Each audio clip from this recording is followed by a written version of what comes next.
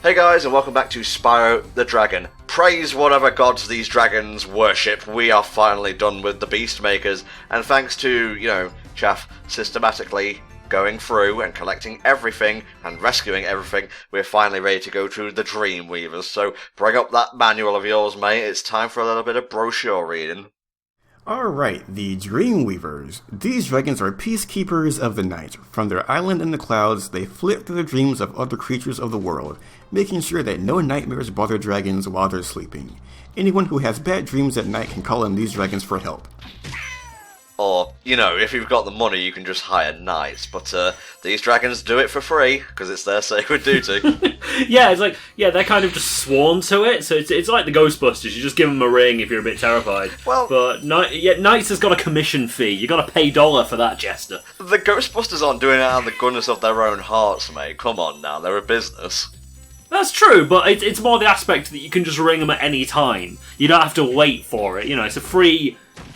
just free ride to nice, happy dreamland, which I think we could all do with. I suppose. I don't want to be having the nightmare. I want to stop the nightmare from, happening before I have to call the guys, I want an insurance plan, is what you're saying, basically.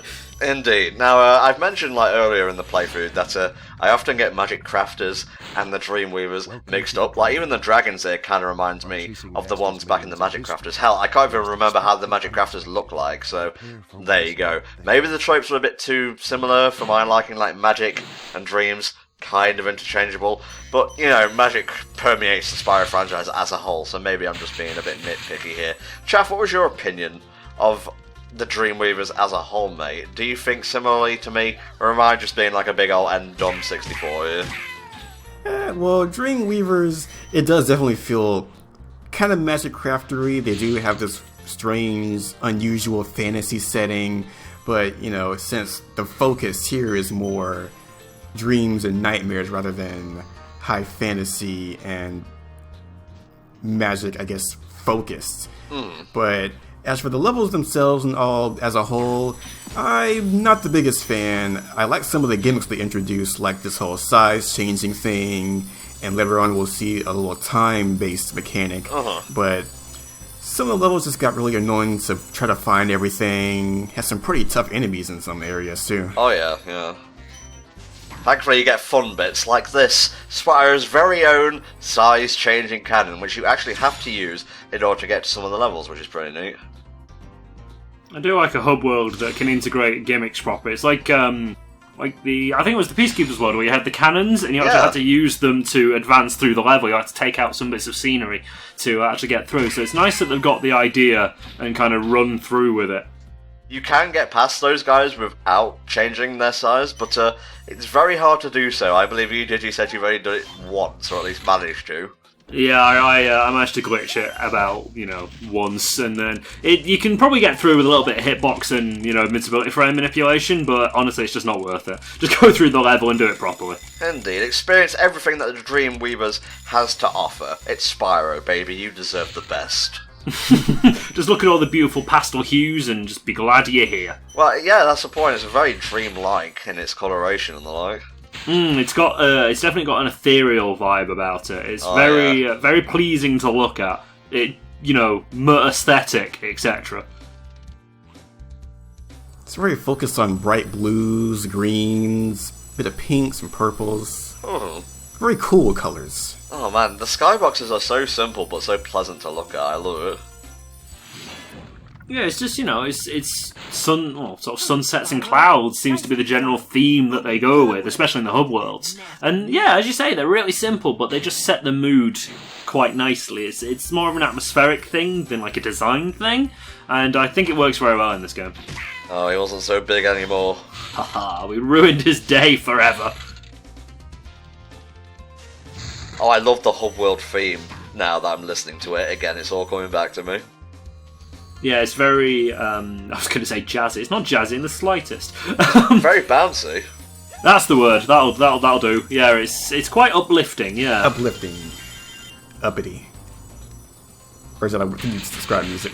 Yeah, uppity is a word you use to describe people who don't know their fucking place. Oh man, this music is so rude. Yeah, it's off the fucking chain, mate. I can't be dealing with this music right now. It's just too high class for me. Oh, we're like 2 or 3 dragons away from the perfect number of dragons. So once we hit 64, let's just leave the other dragons in their crystallized prisons. And this is the punishment or karma I receive for saying that. We are going to enter the other most notorious level in all of Spyro the Dragon, Haunted Towers. Chaff, what can we expect here? Well, we can expect some crazy wizards that bring these pieces of armor to life. We got some Norks throwing grenades, which is kind of weird. We're going to get a new ability, and we're going to deal with probably the most annoying dragon to find in the entire game. Oh, yeah, we've bitched about it enough throughout HFC's history, so you probably know what we're talking about. Now you get to see it firsthand. This is it, kids. This is the raw deal that has plagued us for years. And we finally get to spill the beans, show off the deets and whatnot. But yeah, the Super Flame ability, we mentioned it earlier in the playthrough. This is actually a permanent power-up. I believe if you, get access to Dragon Shores in Spyro 2.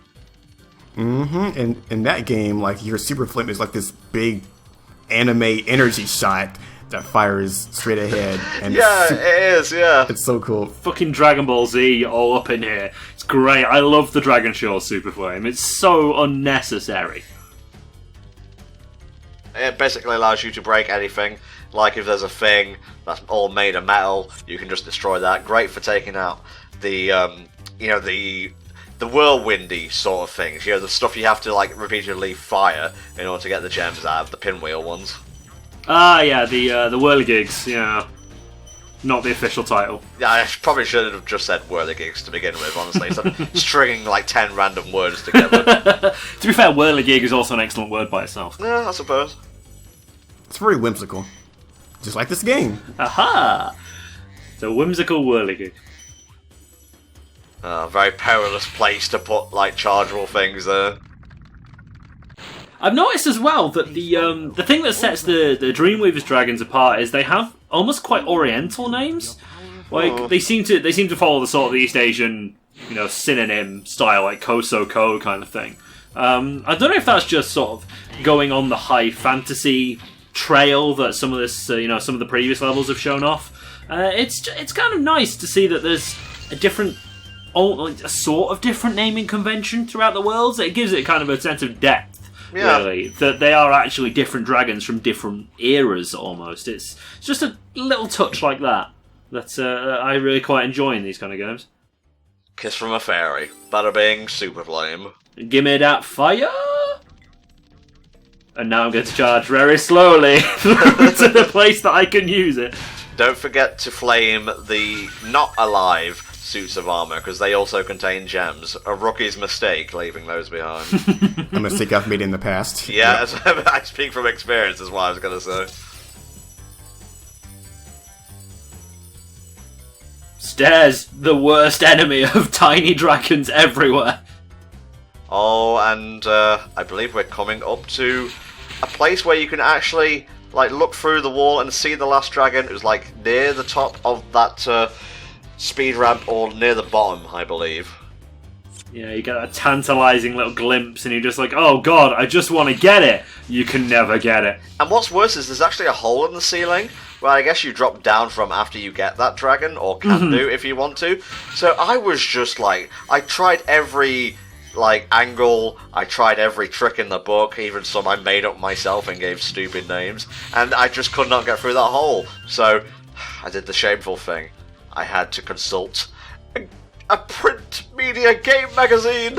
Oh no! Not official PlayStation magazine! Oh god, it was probably one of those third party ones. Oh, like Games Master. Or something like that. Games Master was the shit, mate. Oh, that was vintage holiday reading was Game Master. There aren't too many things in this game that you would really need a guide for, except for this, because this is the one thing that's, not very clear. Yeah. Because, you can, connect together the dots that you need to connect supercharge jumps in treetops. But here it requires you to go like in and out of buildings and whatnot, and it's not just something that ever came to my young self's mind, honestly. Yeah, especially as a kid, because you don't have that sort of logical thinking quite built up yet, so you don't realise that, okay, this is step 1, this is step 2. There's no sort of sense of logic. You're looking for an easy solution, and there just isn't one, because haunted towers hates you and your children. So yeah, especially your children, especially your kids. It's horrible. It hated me as a kid. That's all the proof you need. Still hates you as an adult. Because well. I would just walk around and I would hear the dragon, shaking inside his thing, and I'm like, where is it? Where is it? And I can never find it. Damn shame. Damn shame. Why do they have grenades? It doesn't make any aesthetic sense. Well, it doesn't make aesthetic sense, but it makes, I'm going to say canonical sense. It's the only word I can think of. But, because Ganasty is trying to take over this place. So it's just like, okay, what can we use to deal with high-powered magic and, fairies with fire? I know, incendiaries. That'll do. Ah, yes, indeed. I meant to say thematic, but aesthetic is just one of my top 10 words, so it came to mind first, I guess. Hopefully the YouTube auto tagger will pick it up and just attach 7 aesthetic tags to this video for you. Indeed. Get all the sweet free views. There's no mask more powerful than man-made weapons. Exactly. Are we coming up to the moment, Chaff?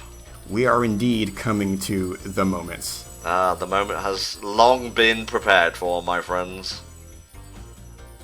Warning, if you are not prepared for the moment, please look away from the video now and skip ahead 2 minutes. Oh, here we go, lads. I saw that fade. You can't hide it from Anton. I tried you, though. You did. Okay, check this shit out. Whoa! You did it! First try? Question mark? That was 5th, let's be honest. And there it is, the 64th dragon, because of course it fucking is. You've become a master of the supercharge. Oh, thank you, kind sir. You've become the master of insane pathways. You've become the master of beating us at our own game. You're gonna wanna hurry through here. Well done, Chaff. Nah, Chaff don't play by no boys rules. I really like that little touch they had on that chest. So when you blow up the fireworks, it acts as if the fire's hitting the chest, and it just glows red because obviously you can't flame those chests. So it's just a little sort of world building trick. Look at this wizard fucker. Look at him go. At the very last moment, too. Back down the stairs you go. Oh, so did they collapse? After a while, I believe they do. Yeah, they once you leave the room, they just kind of go, "Okay, he's gone now, guys.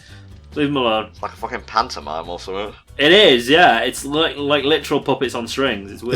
It's like reverse Toy Story or something. They see you and then they get up. Oh, he's done it. What a lad. It's very tight though most of the time, so don't That feel bad if time you is don't get it the first time. Now this is worth struggling through that for, even though you don't really get to use it that much. For the time that you're in Haunted Towers, you get unlimited super playing by having that particular fairy cushion.